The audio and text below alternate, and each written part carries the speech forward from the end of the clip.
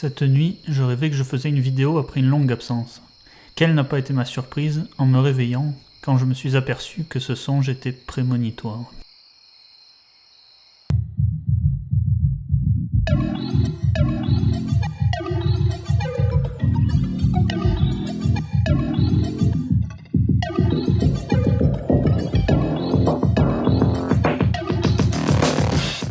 Comme l'année dernière, j'ai décidé de revenir sur les films que j'ai vus, sortis ces 12 derniers mois, afin de déterminer ceux qui ont été pour moi les meilleurs et petites nouveautés, également ceux qui m'ont paru les moins bons ou intéressants. J'ai essayé de les répartir dans différentes catégories de manière plus ou moins arbitraire pour aborder tout type de cinéma et que chacun y trouve son goût et son intérêt, car parmi les 265 films que j'ai vus, il y a un peu de tous les genres et de toutes les nationalités, hormis le documentaire qui reste encore absent de mes horizons. Vous pourrez donc trouver ici des conseils pour attraper des films de l'année passée. Le contexte étant posé, c'est parti.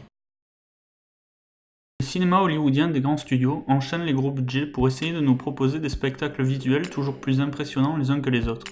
Seulement voilà, parfois l'histoire et les personnages sont oubliés, si bien que l'on a l'impression d'avoir une coquille creuse.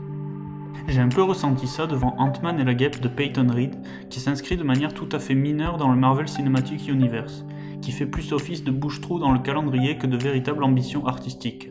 Pour preuve, Ant-Man n'est même pas le héros de son propre film et pourrait ne pas être là, que ça ne changerait pas grand-chose au scénario. Pour rester dans le genre super-héroïque, Venom de Ruben Fleischer a aussi été une purge dont on se serait bien passé. Les incohérences sont légion, les acteurs sont en roue libre, les combats pas toujours lisibles, et l'humour, à quelques exceptions près, assez gênant. Et puis Venom sans Spider-Man n'a que peu de sens. Autre grande licence décevante, Star Wars avec Solo de Ron Howard. Si j'avais aimé le premier spin-off, Rogue One, et que l'idée d'un Star Wars usant des codes du western m'emballait, je ne voyais pas vraiment l'intérêt de raconter la jeunesse d'un personnage aussi emblématique qu'Han Solo. Qui plus est quand l'histoire s'avère banale et les acteurs peu convaincants. Sans oublier la photographie bien trop sombre, bref, je suis resté sur ma faim. Même s'il n'avait rien d'exceptionnel, j'avais trouvé le premier Equalizer sympathique, mais Equalizer 2 de Antoine Fuqua ne tient malheureusement pas la comparaison.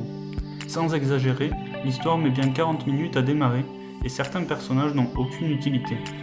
Les scènes d'action sont également lambda, seul Denzel Washington essaye tant bien que mal de tenir la barre, mais j'aurais préféré le voir dans un meilleur métrage. Une autre suite qui m'a déplu, Pacific Rim Uprising de Steven S. DeKnight. Je ne suis pas un grand fan de robots et monstres géants, mais le premier film, mené de main de maître par Guillermo del Toro, m'avait totalement embarqué dans son délire. Ici, ce n'est pas le cas. Le scénario tient presque du nanar et les combats n'ont pas le même impact, ni la même démesure que dans l'opus précédent. Cette année a été globalement moins intéressante pour les blockbusters que 2017, cependant j'ai tout de même été séduit par quelques idées. Mortal Engines de Christian Rivers est loin d'être parfait, il a des maladresses d'écriture mais sa proposition est originale.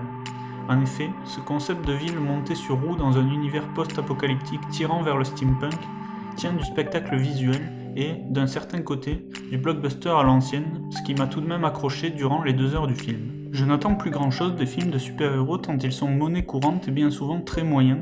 Cependant, Aquaman de James Wan a été pour moi un véritable divertissement popcorn de qualité. Certes, l'histoire et le design sont pulp, mais l'ensemble est très dynamique, porté par une réalisation maîtrisée et des musiques réussies, qui font que le film tire beaucoup vers le film d'aventure avec même une légère incursion dans l'horreur le temps d'une scène. C'est surtout l'impression de cohérence qui se dégage de l'ensemble qui prévaut. Même si je n'ai pas été totalement conquis, et que je le suis rarement avec ce réalisateur, j'ai trouvé Ready Player One de Steven Spielberg intéressant sur bien des points. L'aspect nostalgie et la surcharge de références pop peuvent déstabiliser, mais il y a heureusement bien plus que ça. En effet, le visuel est tout de même bluffant, notamment certaines scènes comme la course ou l'hommage à un autre film, qui arbore des effets spéciaux tout à fait dans l'air du temps. Qui plus est, le parallèle qui peut être fait entre le personnage du créateur du monde virtuel et la carrière du réalisateur prouve bien qu'il s'agit d'un divertissement un peu plus réfléchi et travaillé que la moyenne, et qu'il mérite donc que l'on s'y intéresse. Les sagas qui s'améliorent au fil du temps ne sont pas pléthores, et pourtant Mission Impossible Fallout de Christopher McQuarrie est la démonstration que ça reste possible. L'histoire est bonne, dotée de nombreux retournements de situation, les lieux sont filmés magistralement, et les scènes d'action, pour la plupart réellement filmées sur plateau avec Tom Cruise réalisant ses propres cascades, sont évidemment plus réalistes et plus convaincantes que le tout numérique. Le résultat est comparable à de bonnes montagnes russes de 2h30 où l'on prend son pied. Mais il y a encore eu mieux cette année. Battleship Island de Seung Wang Ryu, j'espère que je prononce bien son nom, Le cinéma coréen regorge de pépites, mais je n'ai pas souvenir d'avoir vu beaucoup de films d'action de ce pays, or celui-ci en impose. L'histoire se déroule pendant la Seconde Guerre mondiale, alors que les Coréens capturés par les Japonais sont envoyés sur une île où ils sont exploités comme travailleurs dans une mine jusqu'au jour où ils vont décider de se révolter et essayer de s'enfuir. Les décors sont âpres, sales, et l'île possède une allure de prison terrible, et la situation va se tendre jusqu'à la scène de bataille finale, saisissante de réalisme et de violence pour un plan final sublime et percutant. Le film a été très mal distribué au cinéma, mais c'est maintenant le moment de le rattraper. Sans vouloir faire dans le cliché, il y a eu du bon cette année dans le cinéma français, mais il y a aussi eu du ridicule, du mauvais et de l'esbrouf. Je vais commencer par un film dont je suis satisfait de l'existence, car faire de la science-fiction en France n'est pas chose facile, et voir aboutir ce genre de démarche est toujours plaisant, mais le résultat m'a ici laissé complètement de marbre. Je veux parler de High Life de Claire Denis. Sous ses aspects minimalistes, le métrage est très hermétique, très dépouillé et assez difficile à cerner, si bien que j'aurais du mal à le conseiller car le public ciblé doit être très limité. Ensuite, passons au mauvais film. Je me suis volontairement épargné des choses comme Alad 2, Les Tuches 3 ou La Ch'tite Famille que je savais pertinemment divergents de mes goûts, mais j'ai tout de même vu des films peu recommandables. À commencer par Les Affamés de Léa Frédeval, dont le sujet aurait pu être intéressant et dans l'air du temps, mais qui n'en gratte que la surface sous forme d'une comédie jamais drôle, interprétée par des acteurs peu inspirés et une écriture assez bancale. Il y a également eu Taxi 5 de Franck Gastambide, qui ressemble plutôt à une parodie de la parodie qu'étaient les premiers films de la saga, et troque l'humour contre une vulgarité qui n'apporte rien à l'univers. Les musiques semblent aussi tenir de la blague, et on ne retiendra pas grand chose de ce métrage si ce n'est que l'on n'a pas envie de le revoir. Dans le genre parodique, Le flic de Belleville de Rachid Bouchareb rate complètement le coche. Trop long, le scénario s'embourbe dans des situations inintéressantes et oublie qu'il est une comédie, et même Omar Sy se demande ce qu'il est venu faire ici. À genoux les gars de Antoine Desrosières souffre un peu des mêmes tares. Il n'est jamais drôle, aborde un sujet grave un peu par-dessus la jambe et arbore une écriture très inégale, tirant souvent vers le cliché. Résultat, le spectateur s'ennuie et n'est pas impacté par le message que le film aurait voulu faire passer. Il se passe quelque chose de Analix et mensonger jusque dans son titre. En effet, on attend encore qu'il se passe quelque chose, mais jamais. Sous des faux airs de Thelma et Louise à la française, les deux personnages errent en Provence et ne semblent pas savoir où elles vont ni ce qu'elles font. On ne retire rien du métrage et on se dit qu'on vient de vivre une vaste blague. Nous avons cette année eu le droit à des adaptations de bandes dessinées dont on se serait passé. Si Gaston Lagaffe s'en sort à peu près correctement et livre un résultat honnête qui aurait pu être bien pire, ce n'est pas le cas de Bécassine de Bruno Podalides qui aurait pu fonctionner il y a 40 ans mais qui est malheureusement beaucoup trop vieillot et simplé pour aujourd'hui. Et le trophée de la nullité revient aux aventures de Spirou et Fantasio d'Alexandre Coffre qui prend une de mes BD préférées et qui développe un malin plaisir à la détruire et à la piétiner. Tout transpire la série B ringarde qui n'a que faire du matériau original et qui veut juste toucher un peu d'argent sans se fouler. Promis, j'arrête de m'énerver et je passe à ce qui m'a plu. Précédemment, j'ai beaucoup parlé de mauvaises comédies françaises, mais il y en a également eu qui valaient le détour. I Feel Good de Gustave Kervern et Benoît Delépine, par exemple, place Jean Dujardin dans la peau d'un loser au rêve capitaliste, obligé de travailler dans un Emmaüs. Le film, en plus d'être hilarant grâce à une écriture au cordeau et un acteur principal dans son élément, porte un message social adéquat avec l'actualité et offre une mise en scène qui sert son propos.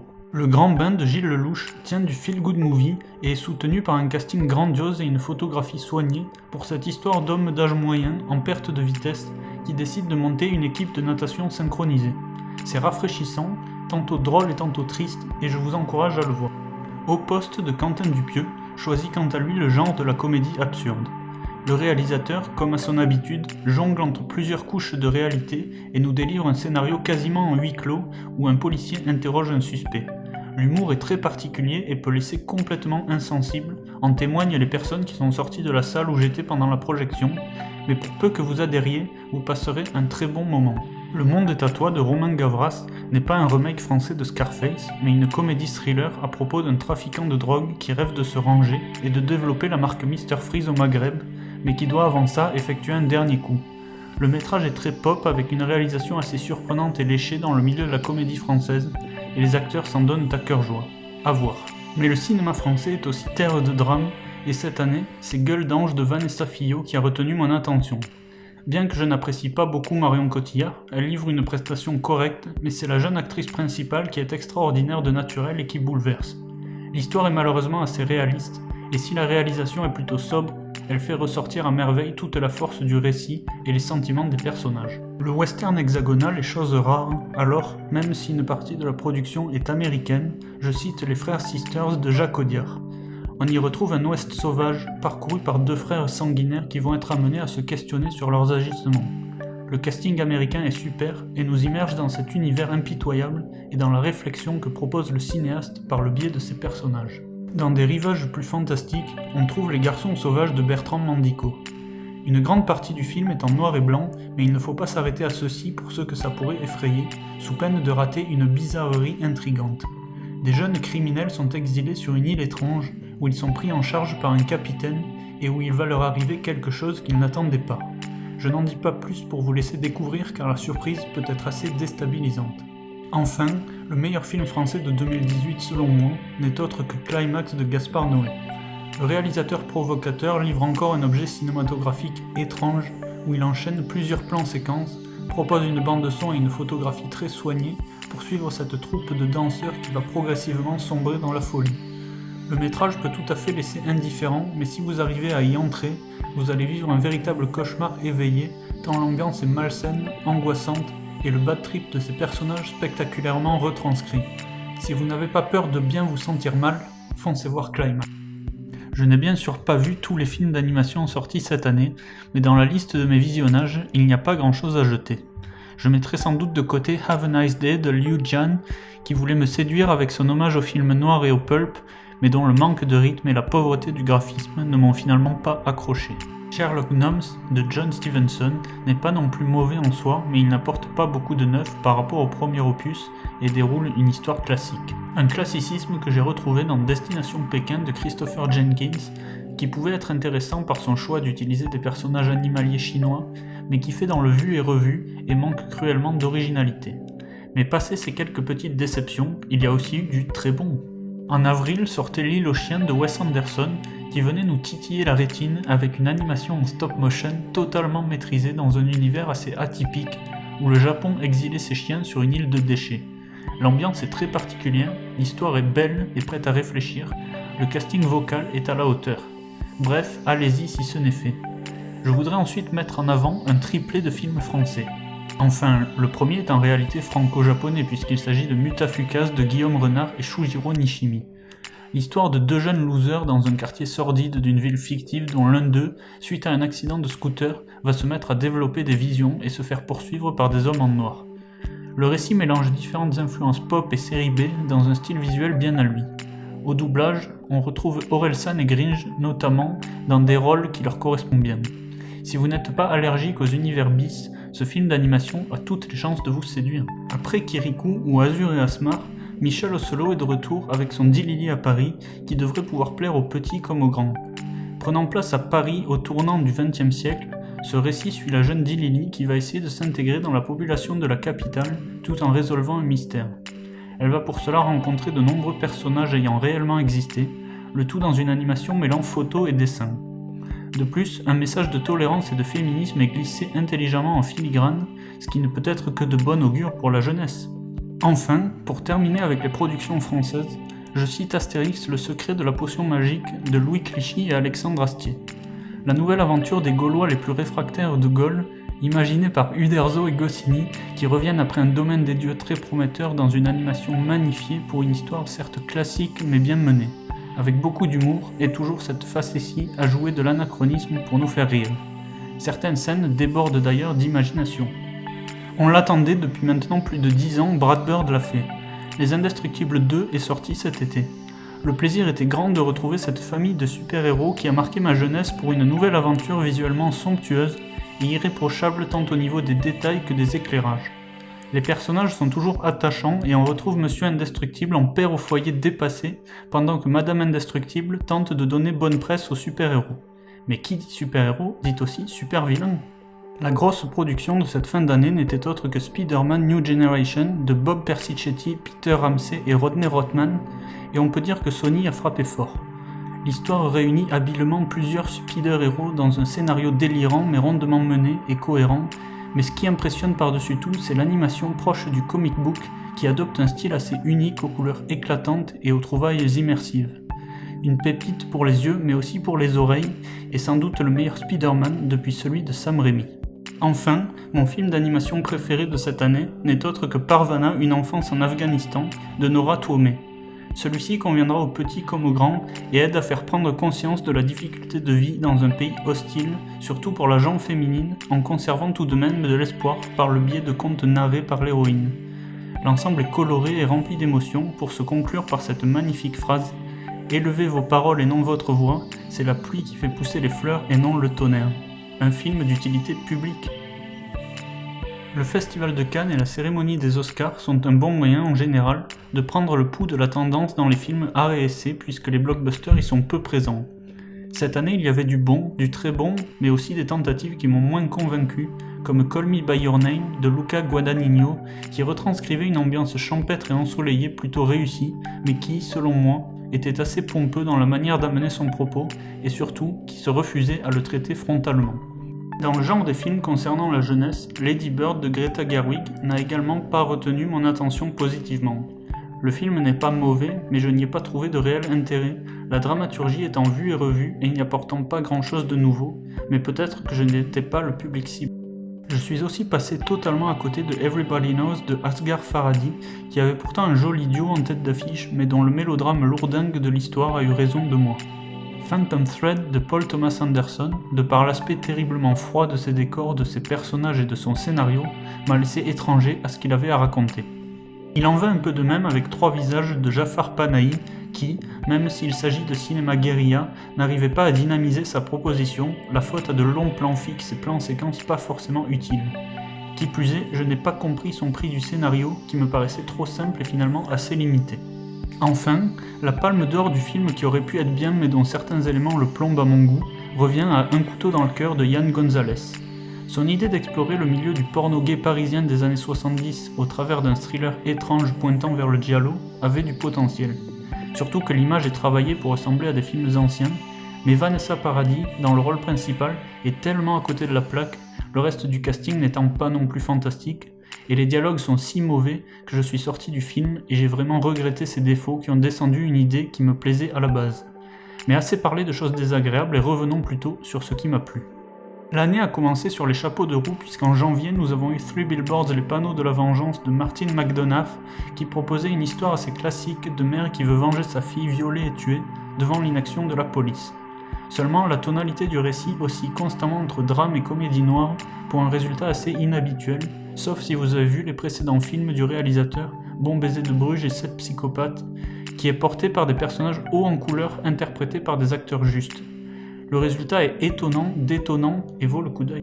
Toujours dans ce registre d'aborder des sujets graves par le biais du rire, Black Klansman de Spike Lee a aussi fait mouche. L'histoire vraie d'un policier afro-américain infiltrant le Ku Klux Klan avec l'aide de collègues est forcément le terrain de quiproquo et de dérision du racisme idiot dont font preuve les membres cagoulés. Cependant, le film n'oublie pas non plus que tout n'est pas tout rose du côté de la communauté noire. La réalisation est soignée et propose des idées intéressantes avant un final qui nous ramène à la dure réalité et qui a laissé un silence assez rare dans la salle où je l'ai vu. Moi, Tonya de Craig Gillespie est un film sur Tonya Harding, une championne de patinage artistique du début des années 90. Si la proposition n'est pas forcément ce qui fait le plus envie au premier abord, il faut voir la personnalité de cette sportive et de son entourage, véritable vivier de rednecks et de cinglés en tout genre. Qui plus est, les interprétations géniales de Margot Robbie et Allison Janney finissent de convaincre et portent une histoire déjà peu commune. Du côté des interprétations fortes, celle de Diane Kruger dans In the Fate de Fatih Akin laissera difficilement indifférente tant elle donne une force incroyable aux sentiments de cette femme qui a perdu son mari et son fils dans un attentat et cherche à obtenir vengeance. Avoir le cœur bien accroché. Heureux comme Lazzaro de Alice Rohrwacher est quant à lui l'autre prix du scénario de Cannes à égalité avec Trois visages et il est ici, selon moi, tout à fait mérité. Sous ses débuts de film naturaliste se cache en fait une véritable fable sur le pouvoir des croyances et sur la manière dont elles peuvent nous retenir prisonniers et nous empêcher de voir la réalité en face. L'histoire et la bascule dramatique sont bien amenées et permettent de proposer une réflexion intéressante aux spectateurs. Leto de Kirill Serebrennikov, au-delà de son noir et blanc qui peut rebuter au premier abord, est un film sur un groupe de musique pop-rock en URSS dans les années 80 ayant véritablement existé, et il montre une réelle volonté de liberté par le biais de la musique dans une société répressive, aidée par une mise en scène oscillant entre classicisme et saillie plus moderne. La Palme d'Or de cette année, Une affaire de famille de Hirokazu Koreeda, est bien plus réussie à mes yeux que celle de l'an dernier que j'avais trouvée très pompeuse et complètement hermétique. Ici, le réalisateur japonais explore la société contemporaine de son pays et ses habitants, les moins fortunés, pour déconstruire l'idée de famille tout en nous questionnant sur ce qui définit vraiment cette notion. Le résultat est plutôt sobre mais assez touchant et devrait pouvoir plaire. Enfin, 2 coups de cœur de cette année. Tout d'abord, La forme de l'eau de Guillermo del Toro, Oscar du meilleur film et du meilleur réalisateur entre autres, qui narre la rencontre amoureuse entre une femme muette et une créature sous-marine sur fond de guerre froide et de laboratoire militaire.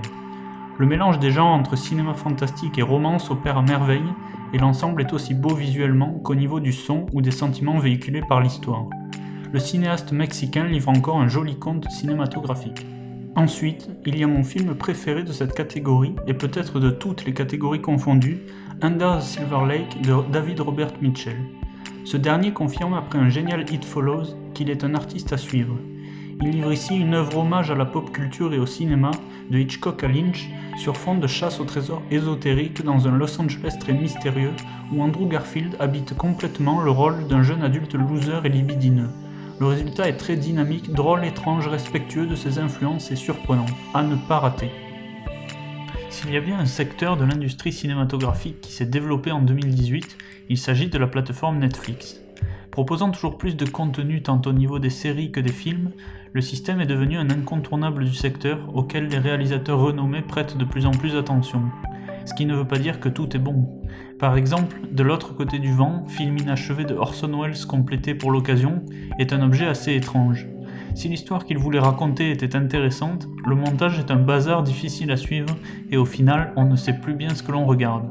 Peut-être que certains projets incomplets devraient le rester.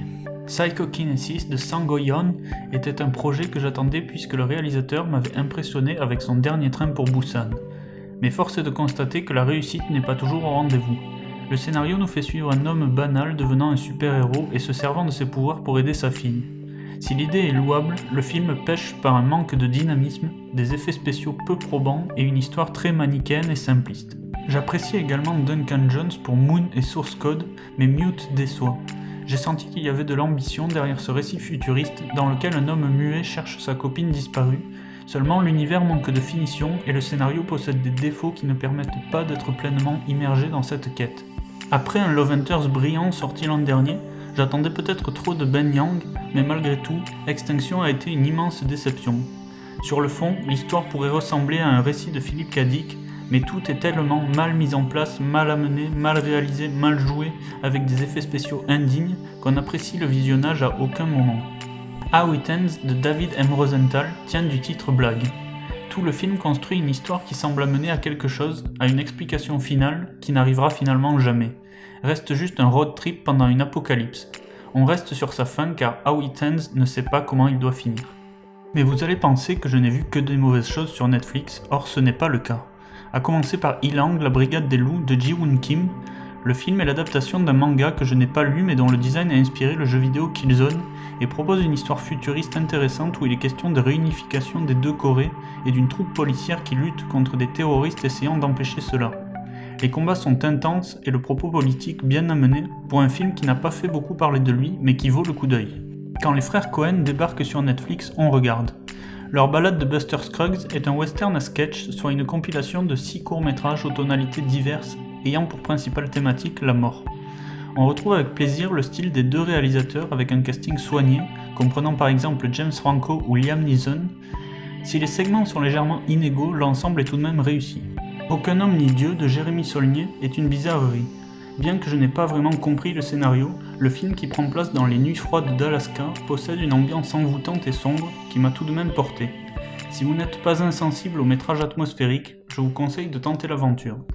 Le bon apôtre de Gareth Evans, réalisateur du génial The Raid que je ne peux que conseiller aux amateurs d'action, est une espèce d'hybridation des genres doté lui aussi d'une ambiance géniale et sombre qui suit le périple d'un homme parti sur une île mystérieuse à la recherche de sa sœur enlevée par une secte. Je n'en dirai pas plus pour vous laisser découvrir. Roma de Alfonso Cuarón est un métrage que j'attendais beaucoup car son réalisateur est à l'origine de plusieurs merveilles comme Les Fils de l'Homme ou Gravity. Dans un registre ici tout à fait différent, plus proche d'une chronique de vie réaliste dans le Mexique des années 70, le film peut désarçonner par sa lenteur et son aspect à première vue anodin. Cependant, ce serait rater une maîtrise technique de tout instant, menée par un noir et blanc pur, une direction de la photographie sublime, une caméra et une composition des cadres totalement millimétrés, pour une histoire simple mais terriblement humaine et touchante. The Night Comes For Us de Timo Tjahjanto est un film indonésien passé assez inaperçu et pourtant il vaut le détour. Non pas pour une histoire assez classique dans le fond, mais pour la forte caractérisation de ses personnages et surtout la mise en scène dingue de l'action dans des combats à main nue brutaux et majestueusement chorégraphiés où l'on ne peut que ressentir la violence des coups et être emporté par ce ballet martial. Enfin, mon film préféré de Netflix en 2018 n'est autre qu'Annihilation d'Alex Garland. Alors oui, je triche un peu puisque le film n'a pas du tout été produit par Netflix, mais seulement distribué en France par la plateforme, mais je leur suis reconnaissant de bien vouloir avoir pris le risque d'ajouter ce métrage à leur catalogue, car il s'agit de science-fiction de haute volée. L'histoire d'une biologiste qui s'aventure dans une bulle d'origine inconnue, qui semble faire muter les organismes pour comprendre ce qui est arrivé à son mari, permet plusieurs niveaux d'interprétation. Le film regorge d'idées visuelles et de plans sublimes, le mystère est total et l'ambiance assez étrange et oppressante. Qui plus est, le personnage principal est interprété par la sublime Nathalie Portman pour un résultat extrêmement gratifiant que je vous recommande chaudement. Certains réalisateurs méritent une catégorie à part pour leur contribution au 7e art. Qu'ils aient eu une carrière prolifique ou qu'ils soient nouveaux venus, aujourd'hui presque personne n'ignore leur nom. Par exemple, Terry Gilliam, ancien membre des Monty Python, a essayé pendant 25 ans de faire ce film qui est enfin sorti cette année. Je parle bien sûr de L'homme qui tua Don Quichotte. Sa réputation de film maudit le précédent et les attentes qu'il avait générées font que le métrage avait sans doute un trop gros fardeau à porter, et s'il est loin d'être mauvais, il n'emporte pas totalement mon adhésion et demeure tout de même un peu décevant. Le Danois Thomas Winterberg a présenté Kursk, une histoire vraie de sous-marins coulés et des déboires politiques qui ont eu lieu au moment où il fallait réagir pour sauver ses occupants. Le film hésite constamment entre être intimiste ou pencher vers le blockbuster, si bien qu'au final, il ne sait pas vraiment ce qu'il fait et finit par ennuyer le spectateur. Wonder Wheel de Woody Allen est lui aussi raté. Un mélodrame qui tourne en rond et ne mène à rien, qui ne m'a intéressé à aucun moment si ce n'est par sa jolie direction de la photographie. À éviter donc. Enfin, Clint Eastwood m'a aussi déçu puisque son 15h17 pour Paris était à côté de la plaque et j'ai senti le réalisateur de nombreux chefs-d'œuvre en sous-régime total. Là aussi, il s'agit d'une histoire vraie d'Américains ayant déjoué un attentat dans un train en Europe. Mais la narration piétine, patauge et se concentre plutôt sur le quotidien et la vie de ces trois personnes que sur l'acte héroïque en lui-même éclipsé en 5 minutes.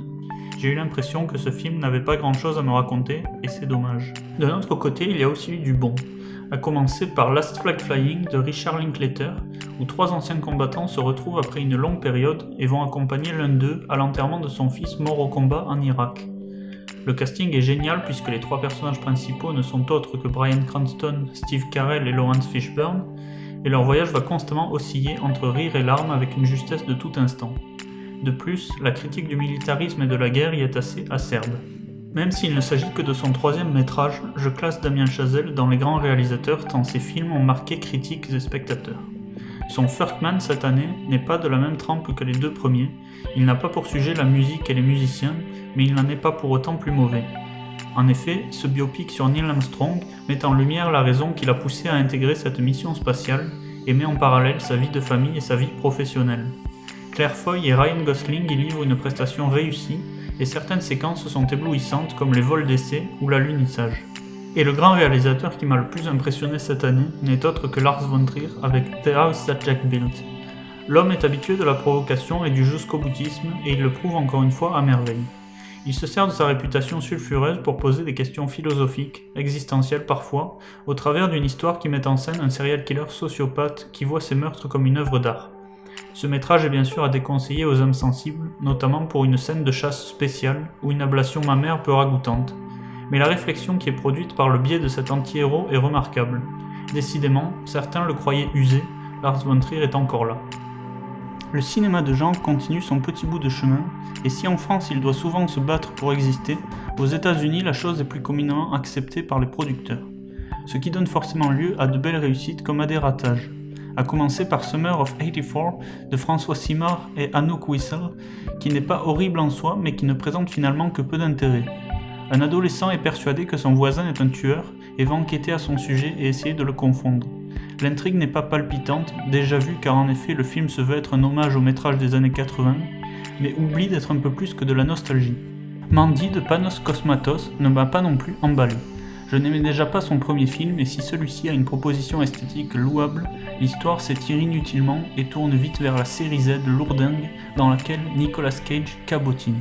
La malédiction Winchester des frères Spearig aurait pu être agréable puisque l'idée de faire un métrage de maison hantée dans la maison de la famille Winchester, fabricant d'armes, permettait d'amener un message intéressant surtout dans l'Amérique actuelle. Cependant, la mise en scène est trop lambda et le tout manque de tension pour vraiment faire aboutir son idée. La Nonne de Corinne Hardy est un spin-off du très bon Conjuring, mais il n'y a pas le panache de James Wan à la mise en scène, si bien que le personnage terrifiant de la saga principale est ici relégué au second plan et ne fait pas vraiment peur. L'atmosphère s'y prêtait pourtant, mais elle est mal exploitée et les ficelles du genre sont trop grosses pour être acceptées. Slenderman de Sylvain White est un projet on ne peut plus inutile dont je n'ai gardé presque aucun souvenir tant il était oubliable et ne constituait en aucun cas une source de frisson ou d'admiration. Et enfin, Action ou vérité de Jeff Wadlow condense tout ce qui m'ennuie dans le cinéma d'horreur raté. Une histoire de malédiction sortie de derrière les fagots, des réactions complètement incompréhensibles, des acteurs complètement à côté de la plaque et une épouvante qui prête plus à sourire par dépit qu'à véritablement être effrayé. Un parfait ratage. D'un autre côté, il y a heureusement de belles choses. Parmi les réalisateurs français, on trouve Ghostland de Pascal Laugier, qui est moins extrême que son inoubliable Martyr, mais qui demeure bien sympathique dans le genre Home Invasion, avec un pivot scénaristique intéressant et une esthétique sombre à souhait. Et si la présence au casting de Mylène Farmer peut à première vue paraître étrange, sa prestation est tout à fait correcte et ne dénotera pas. Jetez-y donc un œil. Ainsi qu'à Revenge de Coralie Farja qui, pour son premier long métrage, signe un rape and revenge très classique sur le fond, mais terriblement pop sur la forme. Le film n'est pas parfait mais fait du bien, les paysages sont beaux, la réalisation est lumineuse, colorée et gore quand il faut. L'actrice principale tient bien son rôle et les plus attentifs remarqueront que la maison qui sert de décor principal a aussi été utilisée dans Mission Impossible Rogue Nation. Chez nos voisins espagnols, c'est Le secret des Marrobonnes de Sergio G. Sanchez que je retiendrai pour cette année. L'histoire des enfants d'une famille qui, à la mort de leur mère, décide de cacher celle-ci pour ne pas être séparés. Ils se retrouvent alors seuls dans leur maison légèrement isolée où une présence inquiétante va se faire sentir, à devoir se débrouiller dans cette ambiance inquiétante et glauque qui amènera un twist final bien construit. Ce film a été une vraie bonne surprise que je conseille. Saltan à l'hôtel El Royal de Drew Goddard n'était pas parfait, possédait des maladresses d'écriture, cependant il m'a emporté par son idée et son esthétique.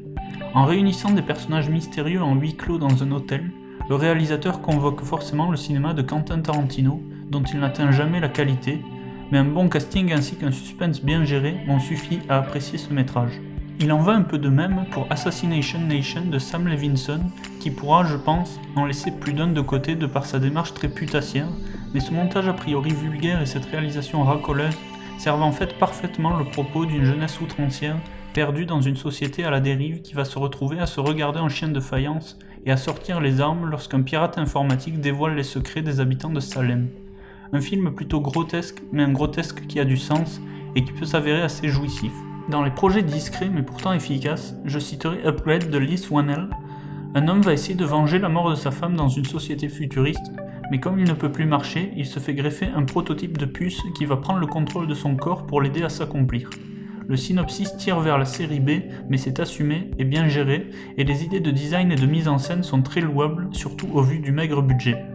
Je vous laisserai découvrir le dénouement par vous-même. Le film de genre de l'été était sans doute Sans un bruit de John Krasinski. Un concept original puisque dans un monde post-apocalyptique peuplé de créatures à l'ouïe très développées, une famille doit vivre sans faire de bruit sous peine de finir dévorée. Si le concept n'est pas poussé dans ses derniers retranchements puisqu'on note la présence de musique, tout l'intérêt du métrage gravite autour du silence et de l'adaptation du mode de vie. Ainsi, certaines scènes comme celle de l'accouchement se révèlent terriblement stressantes. Sans un bruit est un film qui en a fait, et à juste titre. À peu près à la même période, c'était Hérédité de Ari Aster qui débarquait de manière plus intimiste, ce qui ne l'a pas empêché de se révéler terriblement bon. Je ne veux pas trop en dire pour vous garder intact le plaisir de la découverte, mais l'atmosphère de ce film est tout à fait anxiogène, déroutante et mérite votre attention. Mais le métrage de genre qui remporte mon prix cette année est Suspiria de Luca Guadagnino. Il s'agit d'un remake du film culte d'Argento, mais qui s'en éloigne très sensiblement pour ne garder que la base scénaristique. Ne vous laissez pas décourager par la durée, le résultat en vaut la chandelle. Une jeune femme arrive dans une académie de danse à Berlin et découvre quelques mystères. Je reste assez vague car de toute façon, l'histoire est plutôt nébuleuse et cryptique, mais l'ensemble est hypnotique, recèle des scènes visuellement géniales et divulgue une poésie macabre rare. Vous ne comprendrez sûrement pas tout, mais pour peu que vous ne soyez pas étranger à la démarche, vous prendrez un sacré pied. Comme quoi, un même réalisateur peut faire la même année un film qui me passe au-dessus et un que j'apprécie beaucoup. Le cinéma indépendant permet une créativité qu'Hollywood n'offre pas toujours. Si les budgets sont généralement plus serrés et les sorties plus confidentielles, il n'en demeure pas moins rempli de films dignes d'intérêt qui voudraient que l'on parle plus d'eux, mais également de propositions qui fonctionnent moins ou qui sont réservées à un certain public. C'est le cas de L'échappée belle de Paolo Virzi, qui raconte un road trip d'un couple de seniors et qui peut parfois être touchant mais qui ne m'a pas parlé et m'a plutôt ennuyé, je pense que je n'étais pas la cible recherchée. C'est aussi le cas de 3 jours à Quiberon de Émilie Atef, qui nous plonge dans le quotidien de Romy Schneider durant 3 jours qu'elle a passé dans une cure à Quiberon à répondre à une interview. À moins d'être très fan de l'actrice et donc de vouloir connaître quelques détails sur sa vie, je pense que vous ne trouverez pas votre compte ici tant le récit semble anecdotique, et la réalisation en noir et blanc est certes dotée d'une certaine langueur mais n'emporte pas les foules. Il s'agit donc d'un film de niche pour un public restreint. Una questione privata des frères Taviani place son histoire durant la Seconde Guerre mondiale en Italie, où une amourette va être perturbée par la guerre et l'opposition entre la résistance et les fascistes. Au final, rien de renversant, tout se déroule lentement et l'ensemble fait très film d'auteur au sens cliché où on l'entend.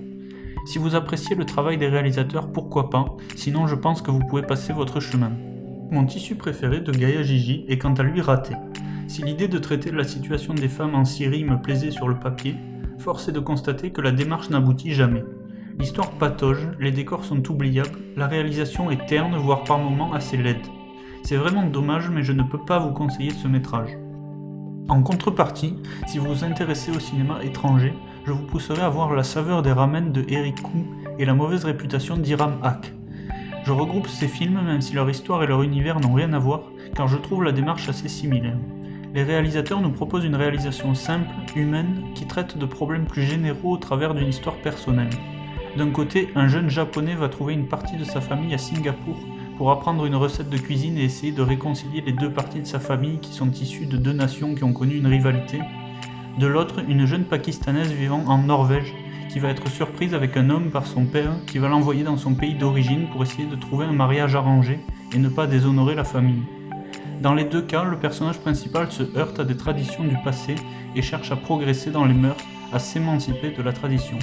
Je conseille également Thunder Road de Jim Cummings, qui livre un exercice périlleux épaulé par une performance d'acteur géniale.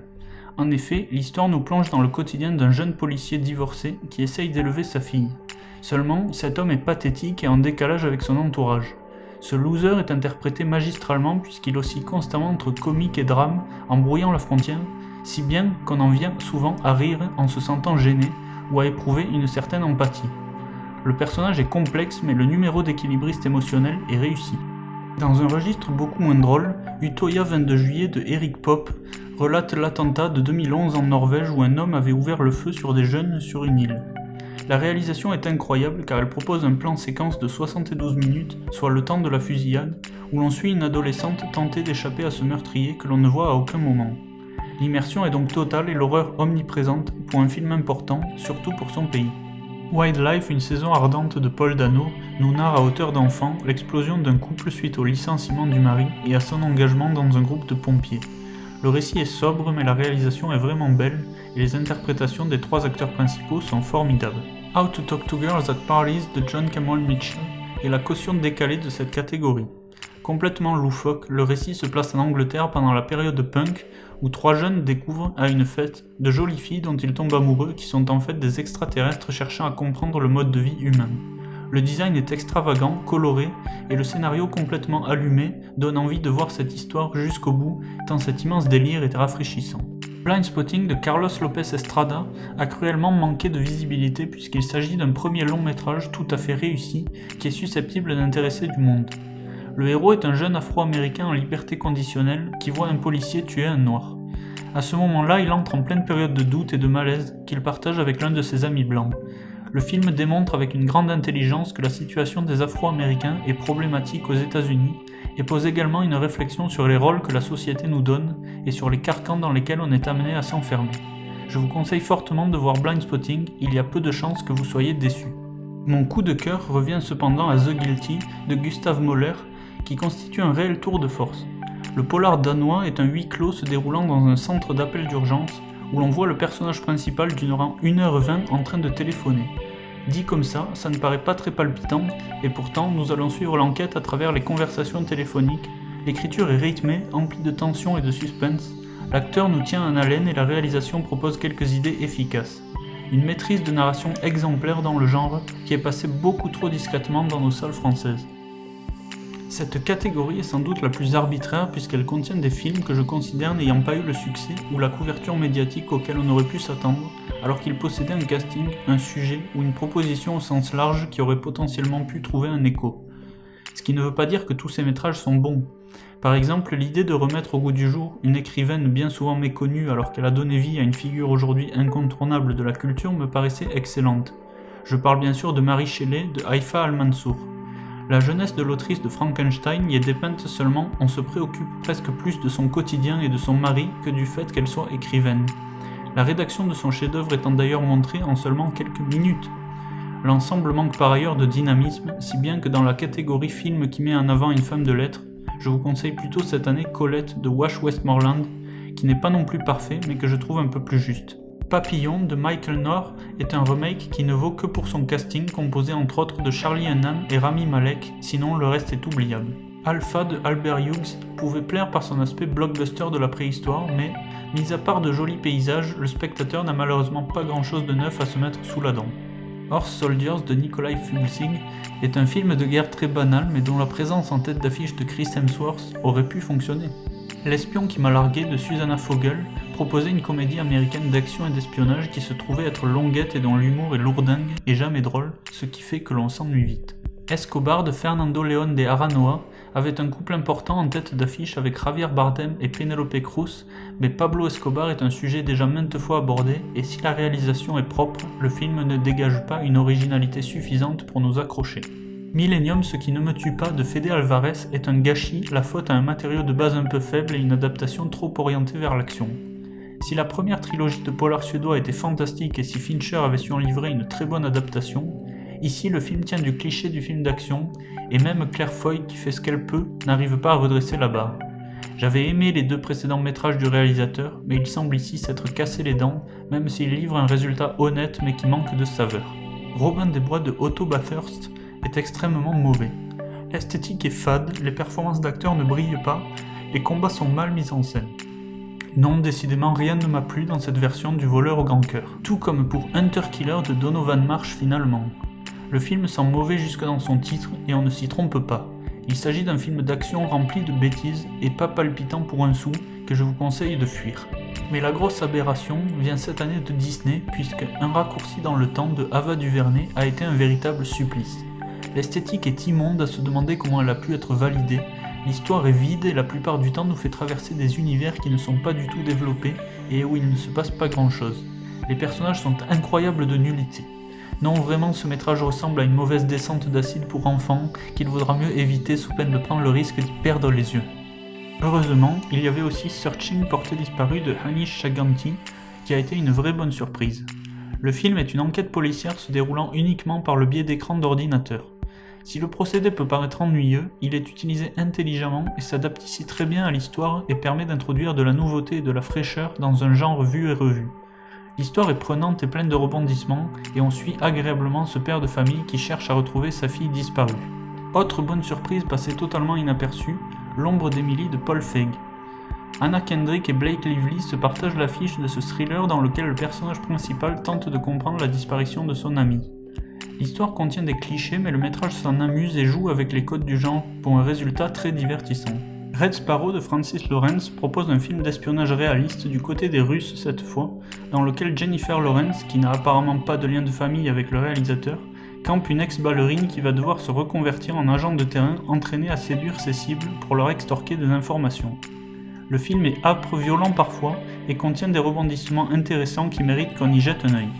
Une pluie sans fin de Yue Dong est un thriller chinois très réussi qui n'a eu presque aucun écho chez nous.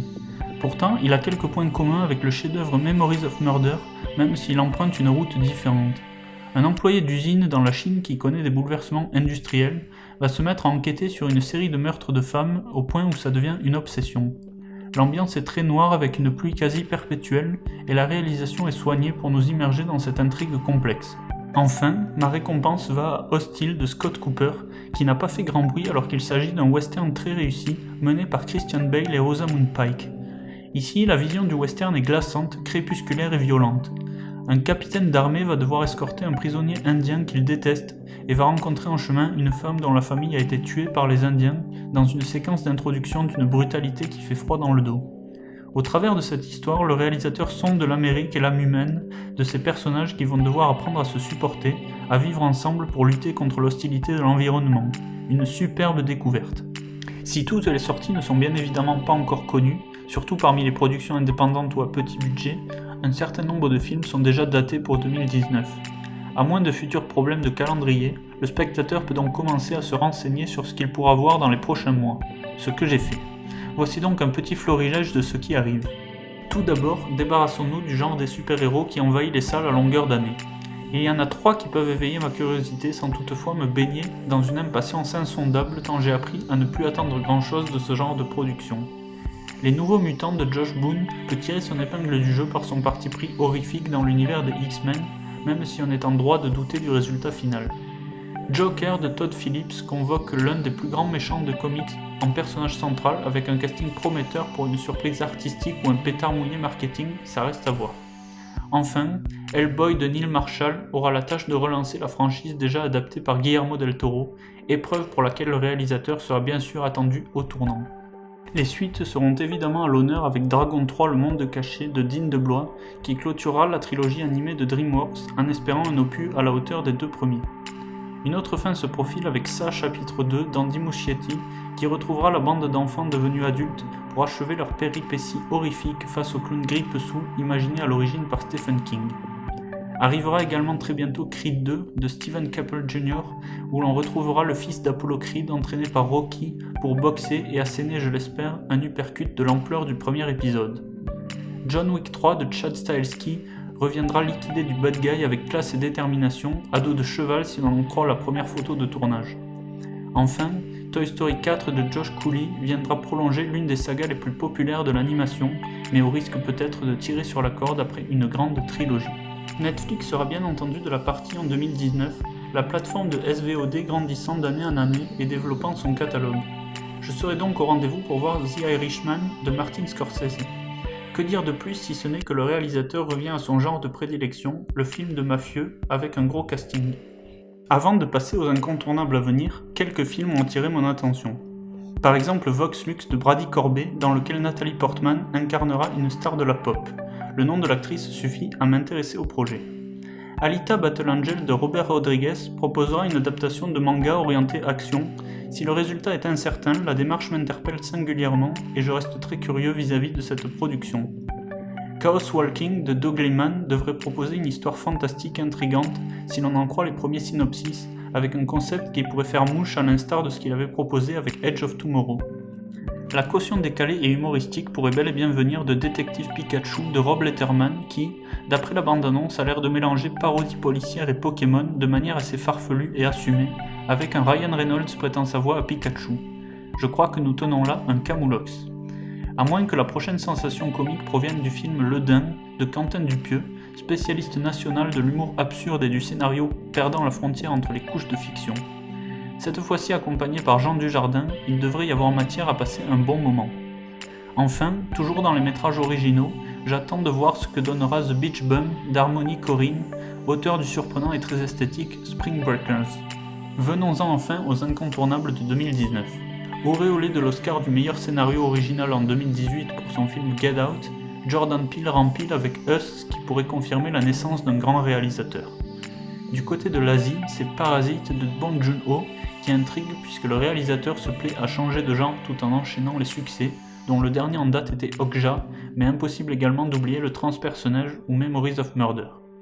Robert Zemeckis, le créateur de Retour vers le futur, entre autres, nous proposera dès janvier son nouveau métrage Bienvenue à Marwen, au synopsis très étrange qui promet une histoire saugrenue.